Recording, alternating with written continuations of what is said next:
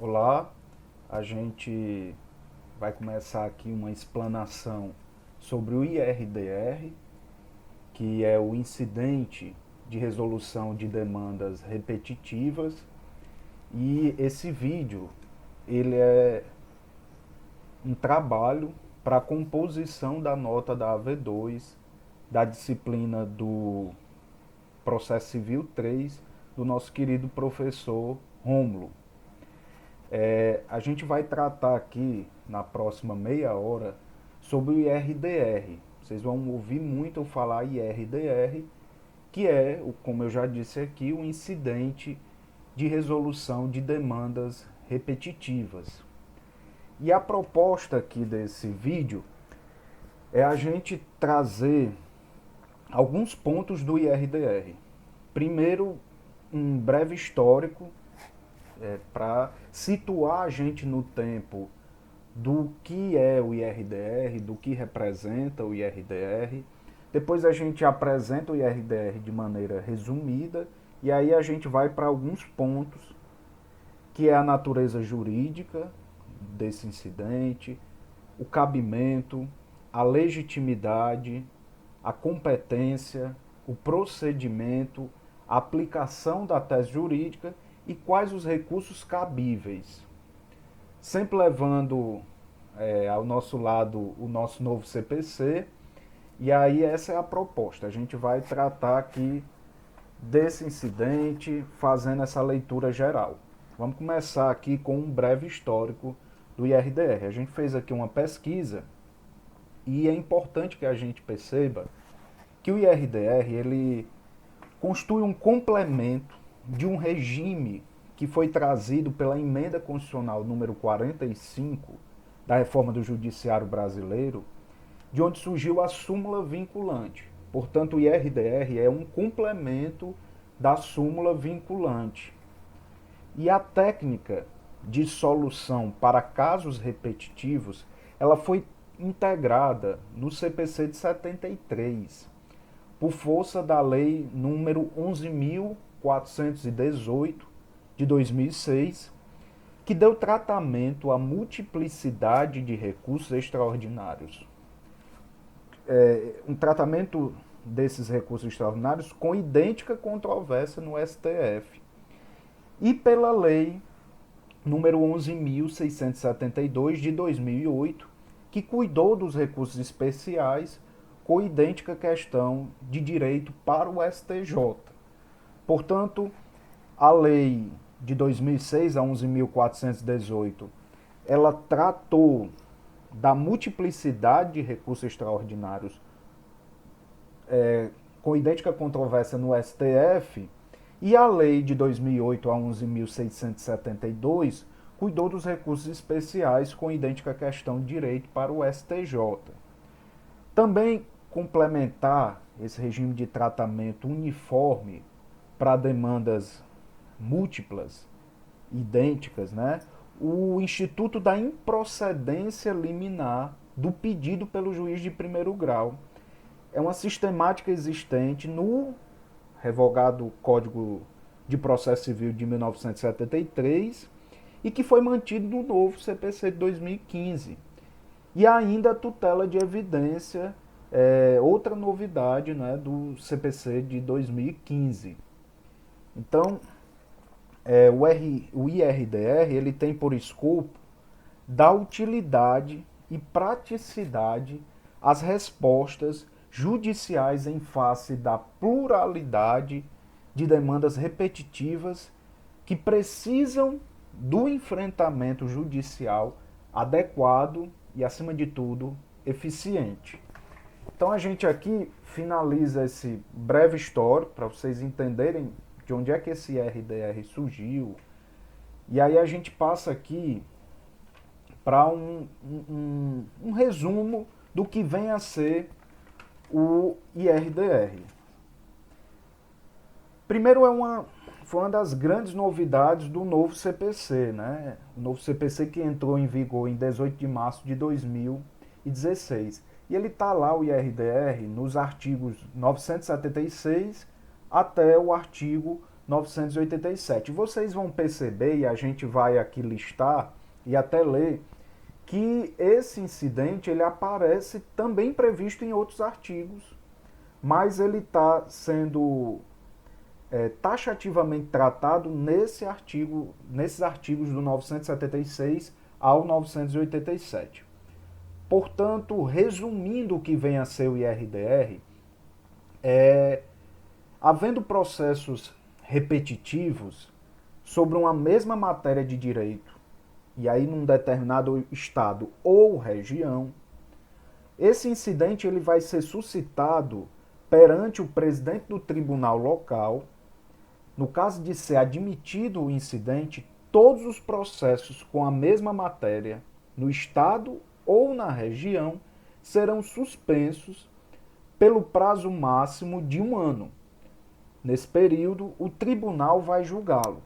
Julgado o incidente, a tese jurídica fixada vai ser aplicada a todos os processos, presentes e futuros. Todos os juízes deverão aplicar a tese, uma vez que há uma vinculação obrigatória. Portanto, esse é um resumido, né? Um resumo do que vem a ser o IRDR. E aí, passado o histórico, passado esse resumo, a gente vai tratar agora da natureza jurídica.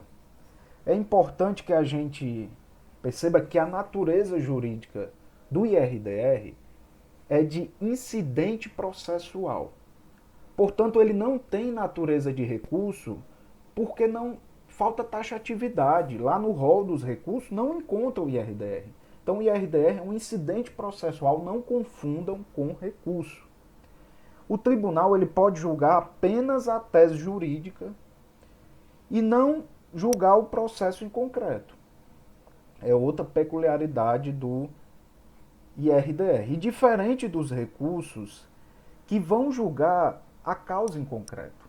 Então, é uma outra diferença. Não tem taxatividade e o recurso ele julga a causa em concreto, enquanto que o IRDR, o tribunal tem a opção de julgar apenas a tese jurídica. Também não possui natureza de ação, pois pressupõe a existência de ações sobre essa mesma matéria.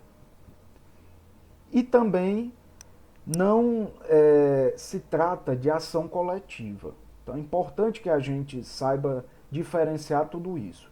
O IRDR é um incidente processual, não é recurso, não é ação e muito menos ação coletiva. E aí a gente ultrapassa essa fase da natureza jurídica e vamos para o cabimento. E aí no cabimento vem os requisitos para o IRDR, que está lá no artigo 976, incisos 1 e 2, e aí a gente faz aqui também um destaque para o parágrafo 4º. Mas vamos ler aqui o artigo 976 do novo CPC. É cabível a instauração do incidente de resolução de demandas repetitivas quando houver simultaneamente, inciso 1 e 2. Inciso 1, efetiva repetição de processos que contenham controvérsia sobre a mesma questão unicamente de direito. Ou seja, repetição efetiva de processos que possuam a controvérsia sobre essa questão unicamente de direito. É importante frisar isso. O 2, inciso 2, risco de ofensa à isonomia e à segurança jurídica. Então tem que haver esse risco de ofensa à isonomia e à segurança jurídica. E o parágrafo 4º, onde a gente quer fazer esse destaque, ele fala que é incabível um incidente de resolução de demandas repetitivas quando um dos tribunais superiores, no âmbito de sua respectiva competência, já tiver afetado recurso para a definição de tese sobre questão de direito material ou processual repetitivo. Então não vai caber IRDR se o tribunal ele já está ali discutindo, né? Então, a ausência de afetação de recurso repetitivo em tribunal superior. Importante a gente fazer aqui algumas observações. Primeiro, que esses requisitos eles são cumulativos, são obrigatórios. Não dá para cumprir um e não cumprir o outro. Tem que ser cumprido todos os requisitos. E a questão, ela pode dizer respeito a vários temas, e aqui eu listei alguns. Pode dizer respeito a direito material ou direito processual. Pode dizer respeito a direito local ou direito nacional, a gente vai ver mais lá na frente. Direito constitucional ou direito infraconstitucional. Não há, e também é importante que não há um número mínimo de causas. No entanto, pressupõe que tem que haver uma quantidade de processos que coloque em risco a isonomia e a segurança, que é o inciso 2 do 976. Então, não há um número mínimo, tem que ter 5 processos. Não. Tem que ter uma quantidade que coloque em risco a isonomia e a segurança jurídica. Então, não há possibilidade, isso é muito importante também, é importante até que a gente tome nota, não há possibilidade de instauração de RDR preventivo. Não há essa possibilidade. Porque é necessário que já existam processos repetitivos. Ou seja, é necessário uma efetiva repetição. Então você não tem como prever isso. E se for inadmitido, pode ser suscitado novamente o IRDR. Desde que preencher o requisito que estava faltando e foi causa da inadmissão. Então,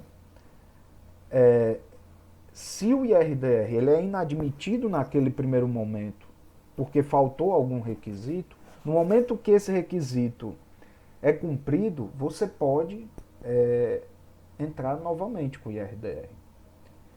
E o mérito do IRDR ele vai ser apreciado mesmo que haja desistência ou abandono do processo que o originou. E vocês vão ver um pouquinho mais na frente quem é que assume no caso de desistência, certo? Então, essa questão do cabimento, ela é muito importante. Vocês viram aí que tem muitos temas que merecem a pontuação da gente. Então agora a gente vai para a legitimidade. Quem é que tem legitimidade? São vários atores, né? Então quem é que tem legitimidade? O juiz de primeira instância ou o relator, e aí eles podem suscitar o incidente de ofício, mas para além deles tem também legitimidade as partes, o Ministério Público e a Defensoria Pública. E aí essa demanda ela vai ter que acontecer por petição, diferente do juiz ou do relator. Então aqui a gente analisa aqui alguns pontos. A gente começa que o presidente do tribunal, o presidente do colegiado e os demais integrantes do colegiado, eles não podem, percebam que eles não podem suscitar o IRDR. Portanto, se o processo é no tribunal, somente o relator ele pode suscitar esse incidente. Importante essa observação. E caso o Ministério Público ele não suscite, caso não seja suscitado o incidente, aí entra a figura do Ministério Público, que ele participa como fiscal da ordem jurídica e aí ele pode suscitar o incidente por petição. E, nesse caso, o membro do MP assume a titularidade também, e aí a resposta lá da questão do cabimento, no caso de desistência. Quem é que assume a autoria do incidente? É o MP, é o Ministério Público. Porque o membro do MP ele assume a titularidade caso ocorra desistência ou abandono do processo E aí a gente continua aqui. Cumpre salientar ainda que mesmo não expresso no novo CPC, a legitimidade da Defensoria Pública ela é restrita à defesa dos necessitados ou dos hipossuficientes. Então é importante aqui que a gente faça aqui um parâmetro e uma pausa aqui para repetir alguns temas que foram muito importantes nessa questão da legitimidade. Quem é que está legitimado para entrar com o incidente, para suscitar o incidente? É o juiz de primeira instância ou o relator, e a gente viu que no caso do tribunal, o único membro que pode suscitar o incidente é o relator. As partes, o MP e a Defensoria Pública, e elas são diferentes do juiz ou do relator, que podem suscitar de ofício o juiz ou relator. As partes, o MP e a Defensoria Pública, precisa ser por petição. E aí vem uma outra questão, que é no caso de... outra questão importante é que o Ministério Público, ele atua como fiscal da ordem jurídica e que no caso de desistência, ele assume a autoria. E por fim, a Defensoria Pública, que ela tem uma legitimidade restrita, porque ela vai atuar em defesa dos necessitados ou dos hipossuficientes. E aí a gente ultrapassa esse ponto da legitimidade e aí a gente vai para a competência. O IRDR ele vai ser dirigido ao presidente do tribunal local, ele vai ser julgado pelo órgão indicado no regimento interno do tribunal, entre aqueles responsáveis pela uniformização da jurisprudência. Quando o IRDR se originar de processo que tramita em primeira instância, o tribunal ele vai apenas fixar a tese jurídica. Quando o IRDR se originar de processo que tramita no tribunal, aí ele vai fixar a tese julgado, em concreto, o processo.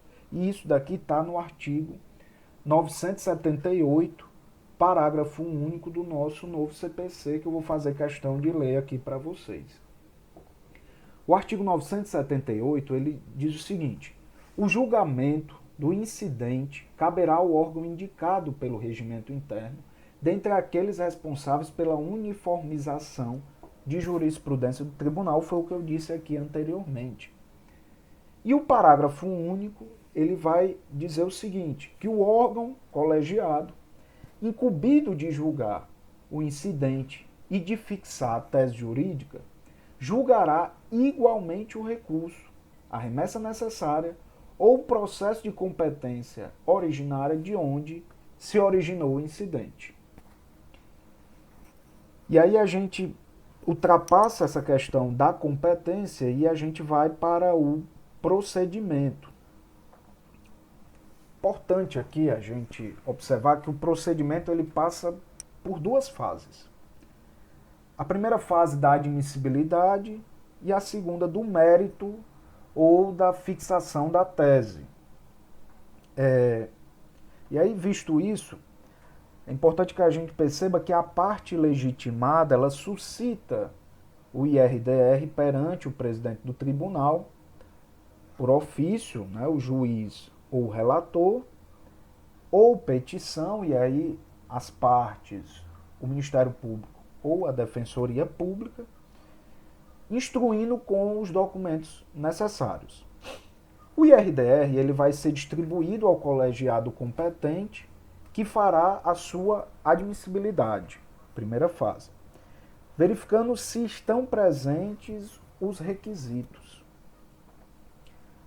A suspensão de todos os processos com a mesma matéria, individuais ou coletivos, de primeira ou segunda instância que transitam no estado ou na região, e essa suspensão ela vai ter um prazo máximo de 1 ano, e após esse período os processos continuam a correr. É importante aqui eu te disse que ia entrar aqui outros artigos, aí a gente vai voltar lá para o artigo 313, inciso 4, para a gente ver aqui da suspensão do processo.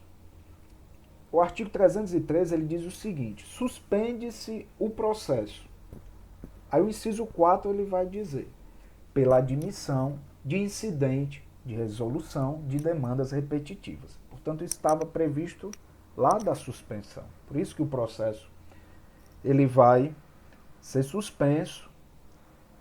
E aí, vocês lembram que eu falei lá atrás sobre a questão de direito local ou nacional? E aqui no procedimento vocês vão observar o seguinte, que há uma possibilidade de extensão do sobrestamento para todo o território nacional. O legitimado ele pode requerer ao presidente do STJ ou STF a suspensão de todos os processos em curso no território nacional que versem sobre a mesma matéria. Neste caso, cessa a suspensão se não for interposto recurso especial ou recurso extraordinário contra decisão proferida no IRDR. E aí é importante que a gente observe o artigo 1029. O artigo 1029, lá no seu parágrafo 4º, que ele vai dizer o seguinte: o artigo 1029 diz isso. O recurso extraordinário e o recurso especial, nos casos previstos na Constituição Federal, serão interpostos perante o presidente ou vice-presidente do tribunal recorrido em petições distintas que conterão, aí ele põe aqui os requisitos, mas aí a gente vai para o parágrafo 4º, que diz o seguinte: quando, por ocasião do processamento do incidente de resolução de demandas repetitivas, o presidente do Supremo Tribunal Federal ou do Superior Tribunal de Justiça receber requerimento de suspensão de processo em que se discuta questão federal, constitucional ou infraconstitucional, poderá, considerando razões de segurança jurídica ou de excepcional interesse social, estender a suspensão a todo o território nacional, até ulterior decisão de recurso extraordinário ou de recurso especial a ser interposto. Então percebam que isso também pode ter uma abrangência, né, o incidente, uma abrangência nacional. E aí, seguindo aqui, nós vamos, seguindo aqui no nosso procedimento, ver que depois dessa primeira fase de admissibilidade, o relator vai ouvir as partes. E essas partes são do processo originário. Vai ouvir o Ministério Público e os demais interessados no prazo de 15 dias, podendo deferir a participação ainda do amicus curiae, que é, na tradução, amigo da corte. Vamos só a gente relembrar, para vocês relembrarem, o que é que vem a ser o amicus curiae, que ele está presente no artigo 138 do nosso novo Código de Processo Civil. E aí vocês leem e vão dar uma relembrada o que é que vem a ser o amicus curiae, que ele vai entrar naquele processo, naquela ação, para ajudar, certo? Mas o que eu queria mesmo ler para vocês era o artigo 983, parágrafo 1º, que ele vai versar sobre esse tema aqui. O relator ouvirá as partes e os demais interessados. Eu estou lendo o artigo 983. Inclusive pessoas, órgãos e entidades com interesse na controvérsia, que no prazo de 15 dias poderão requerer a juntada de documentos, bem como as diligências necessárias para a elucidação da questão de direito controvertida, e em seguida manifestar-se-á o MP, também no mesmo prazo de 15 dias. Aí vejam aqui o parágrafo 1º. Para instruir o incidente, o relator ele poderá designar data para, em audiência pública, ouvir depoimentos de pessoas com experiência e conhecimento na matéria. Então, nesse caso, pode ser demandado a participação do amicus curiae. E, seguindo a questão do procedimento, no julgamento do IRDR, haverá ainda a possibilidade de sustentação oral, autor, réu, MP e demais interessados. E aí o tribunal ele fixará a tese jurídica e decidirá em concreto o recurso e o reexame ou ação, se for o caso. E aí a gente agora chega no nosso penúltimo tema, lembrando aqui que a gente já fez um breve histórico, um resumo, a gente viu a natureza jurídica, o cabimento, a legitimidade, a competência, vimos agora o procedimento e agora a gente vai ver a aplicação da tese jurídica. E aí o artigo 985, ele vai tratar disso. E aí a gente vai fazer questão aqui de ler para vocês, que é o artigo 985, diz o seguinte: julgado o incidente, a tese jurídica ela vai ser aplicada, inciso 1º, a todos os processos individuais ou coletivos que versem sobre a idêntica questão de direito e que tramitem na área de jurisdição do respectivo tribunal, inclusive aqueles que tramitem nos juizados especiais do respectivo estado ou região. Inciso 2º, aos casos futuros que versem idêntica questão de direito e que venham a tramitar no território de competência do tribunal, salvo revisão na forma do artigo 986. Aí vem um parágrafo 1º, que não observada a tese adotada no incidente, caberá reclamação. E o parágrafo 2º, que diz que se o incidente tiver por objeto questão relativa à prestação de serviço concedido, permitido ou autorizado, o resultado do julgamento será comunicado ao órgão, ao ente ou à agência reguladora competente para fiscalização da efetiva aplicação por parte dos entes sujeitos à regulação da tese adotada. Então, desse modo, destaca-se que o IRDR é um precedente obrigatório e não meramente persuasivo. O IRDR, vou repetir aqui, não é meramente persuasivo, ele é um precedente obrigatório. E aí, chegando aqui no nosso último ponto da nossa explanação aqui sobre o IRDR, a gente vai falar dos recursos cabíveis. E aí, das decisões do IRDR, pode caber o embargo de declaração, pode caber o recurso especial, pode caber o recurso extraordinário. E aí, o recurso especial e o recurso extraordinário, ele vai caber da decisão de mérito.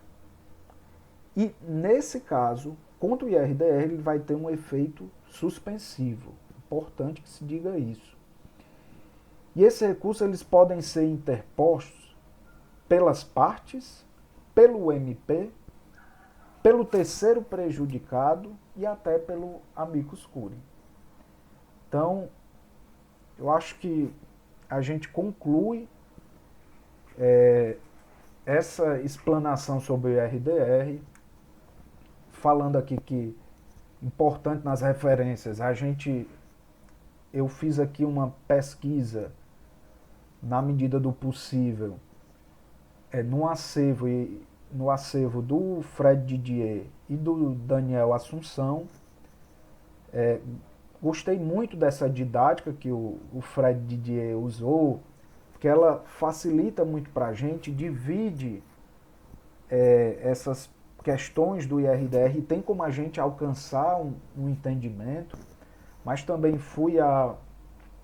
tinha também lá uma apresentação no site do Senado Federal muito boa. Enfim, a gente foi construindo, lendo o código e conseguindo montar aqui essa explanação.